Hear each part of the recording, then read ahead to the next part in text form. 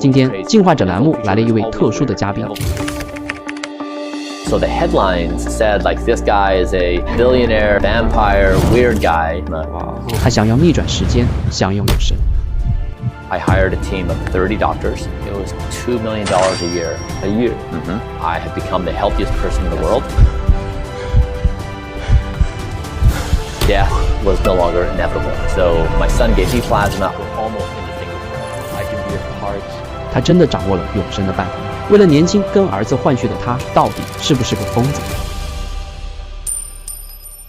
So with the plasma exchange, I did this for my father. So my father called me one day in a panic, and he said, I'm losing my mind and I'm unaware of it. And he said, I'm panicking, I can't lose my mind. And so I said, Dad, my scientific team and I, we were just evaluating a therapy called plasma exchange. So if you want to try it, I'm happy to help you out. And so I really did it for my father. And then my son was present when I had that conversation. He said, I'm willing to try it too. So my son gave me plasma, I gave my dad plasma. Wow. What a great experience. You feel the love? And so the headlines said like this guy is a billionaire, vampire, weird guy. But really it was an act of love where I was trying to take care of my father for his cognitive decline. 我都听说在硅谷 in Silicon Valley, many people do that. Yeah, and the results that my father experienced were great. And so he's 71. He was aging at the rate of a 71-year-old before the therapy. And after the therapy, his speed of aging reduced to 46. So it dropped by 25 years. He commented himself, he felt like a different person. His coworker. Lung age or heart age or brain age? Yeah, all of these were dramatically slowed that. So it was very efficacious for my father. 所以这其实不是一个让自己长生不老的故事，它是一个为了自己的父亲而做的一件事情。但是在网上有很多人会有很多的一些误解，所以听 Brian 亲自来解释一下这个事情到底怎么回事。但是我还是依然非常好奇 ，Brian 啊，多大的年龄 ？My chronological age is 47, but my biological age many. So I have a biological age for every organ of my body. So for example, my left ear is aged 64. My heart is 37. My diaphragm is age 18. 18. My cardiovascular ability is in the top 1.5% of 18-year-olds. It depends on how you weight them, but between late 20s, early 30s. 您能在47岁的这个生理学的年龄上能保持到今天30出头的这个年龄，太有点了不起。你是怎么会想到来给自己的年龄做这种逆转的？ So I was 43 years old. My health was in a really bad place. I had been an entrepreneur for 20 years, where I sold my company, Braintree Venmo, that PayPal bought. I made $300 million. I had done so at the expense of my health. I didn't sleep well. I didn't eat well. I was 60 pounds heavier than I am now. So I was in a really bad state. So then I started the project. I hired a team of 30 doctors. When I started, it was $2 million a year. $2 million a year. And that was on the scientific team. And then we measured every organ of my body. We used imaging, we used blood tests, urine, saliva, stool, fitness tests, every test we could to get a biological age of every organ of my body as a baseline. And so I tried to create, I shared this openly with the whole world so everybody can examine my data, all medical professionals, everybody could see it. We reviewed all the scientific literature in existence on longevity, and we ranked all of it according to the best performing to the least performing. And then we applied all the science to my body, all the therapies, and we said, what happens? And we did this process again and again, measurement, therapy, data, measurement, therapy, data. And through this process over 4 years, I have become the healthiest person in the world. And my speed of aging has dropped from 1, which is like normal for my age, to 0.64. And so I've dramatically slowed down my speed of aging to where, normally somebody would celebrate a birthday every 12 months, but I'm every 19. So what if I can get it to 20 months and 21 and 22? The goal is to just slowly, incrementally roll our aging back. So pretty soon, we're extending more and more and our technologies get better and better. And so we just have to piece together these baby steps that we can see a horizon of new possibility.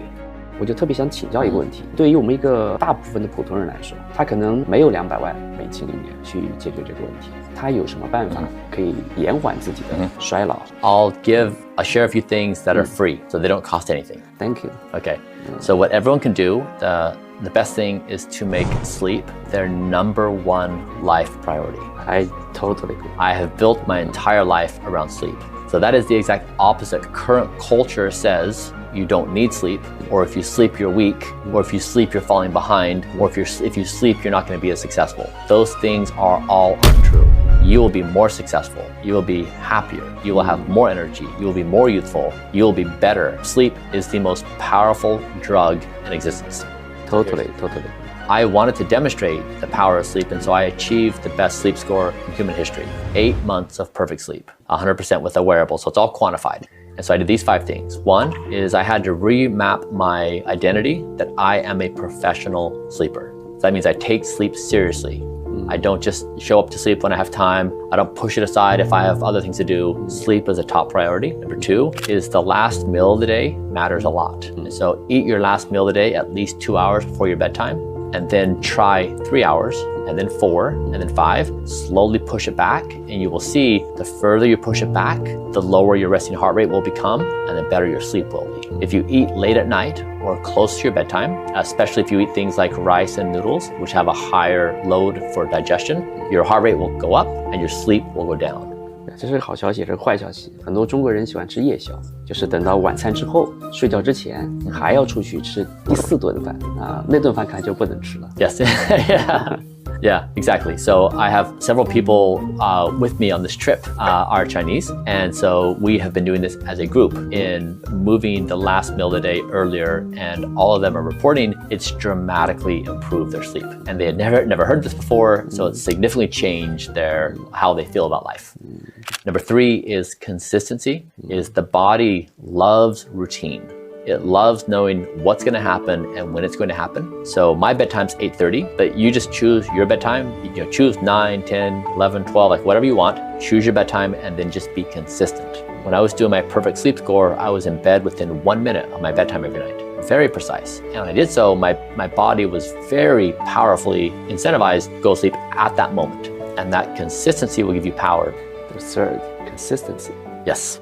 4th is light. So an hour before bedtime, screens are off. And so from screens, you're getting blue light, and blue light lessens the body's ability to sleep. And so you also want in your home environment or your work environment, I like red light. So I just do a little lamp with a red bulb, and red light soothes the body and doesn't have any stimulation, but blues will keep you up. So light matters a lot. In my home at 7:30 p.m., we turn on all the red lights. And everyone who comes over, they find themselves getting incredibly sleepy in this red light. So it really has this nice effect.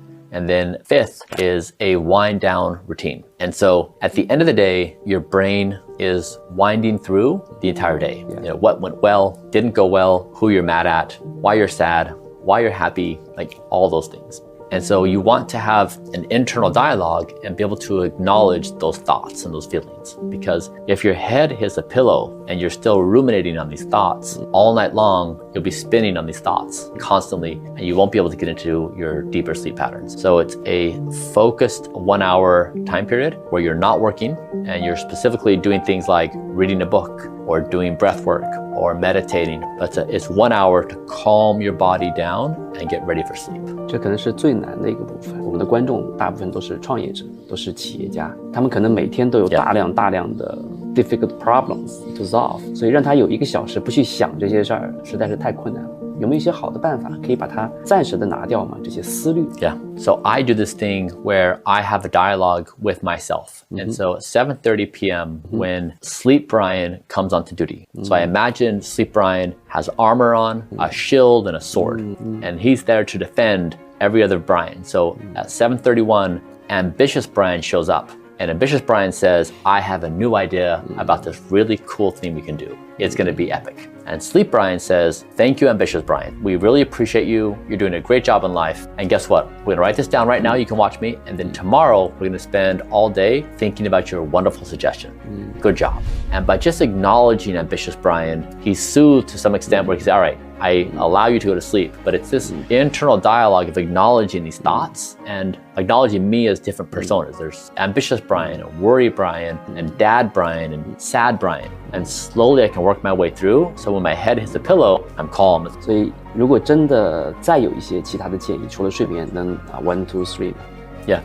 So sleep is number one. Number two is exercise. And so exercise doesn't have to be a big thing. You know, you can simply go for a walk, or you can do some stretches, or do yoga, or anything you want. You, of course, can be very advanced. You can go to the gym and you can work on specific muscle groups. That's great. But for most people, just being active every day is a really big win. But try to be active every day as number two. Sleep, exercise. Third is nutrition. Now, this is complicated. Food is wound up in our emotions. And so the beginner level is you want to simply try to eat more good foods for you and eat fewer bad foods. You probably want to avoid things like sugar. Less than that, you'll probably want to avoid fried foods. You probably want to avoid junk food. But I really love it. I understand. So how to avoid, how to fight with? So what I do is I don't give myself any choice. So I build a system and I say, this is what you're going to eat today, and that's all I eat. And so if you wait until the moment, so for example, if you say, I'm going to do my best, but I'm going to have a little bit of wiggle room. So at 3 o'clock, you're a little hungry, it's afternoon munchies, and you have like a few bags of junk food, and you put yourself in that situation, you're most likely going to eat the junk food. And so I just basically say, I'm not going to give myself the choice, because I know if I do, I'm going to do it. I'm going to cave to the temptation every single time. So I just don't give myself a choice. Systems over willpower. That's really good. 讨论完所有这个问题之后，我对 Brian 就充满了好奇，是个什么样的状态，能让你今天有这样的一个雄心壮志，能给大家介绍介绍吗？ I grew up in a small community on a farm in the United States. It was a deeply religious community. I then was a missionary for that church in Ecuador. So I went from like a lower middle class family in the US to live among extreme poverty in Ecuador. So dirt floors, mud huts. And I came back to the United States, and that was such a formative experience for me. I came back and I said, I want to do something in life that improves the lives of people. That's how I want to spend my life. And specifically, I've read hundreds of biographies, and I really respect people in their time and place for doing impossibly hard things. Things that people in their time and place think are crazy or impossible. And so I want to do something that those that exist in the year 2500 will respect. So I don't care about anyone respecting me right now. I only care about people in the year 2500 to respect me. And so I want to play in that. And so that's what I'm doing now, is I'm trying to say, in the perspective of those that exist in the year 2500, they will say, of course, humans would have solved that death is no longer inevitable in the early 2020s. They would see that death was no longer inevitable. They were moving towards radically extending their lifespans. Of course, this transition would happen. And they'd say, and he saw it. And he actually developed a model and shared it with the world. So that's my goal, is move the human race forward in ways that allow us to thrive in ways we can't even imagine.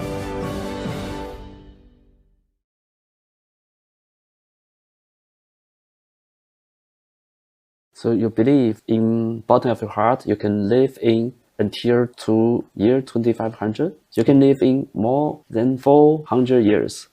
Yes. You believe that? Yes, I believe that we are the first generation that won't die.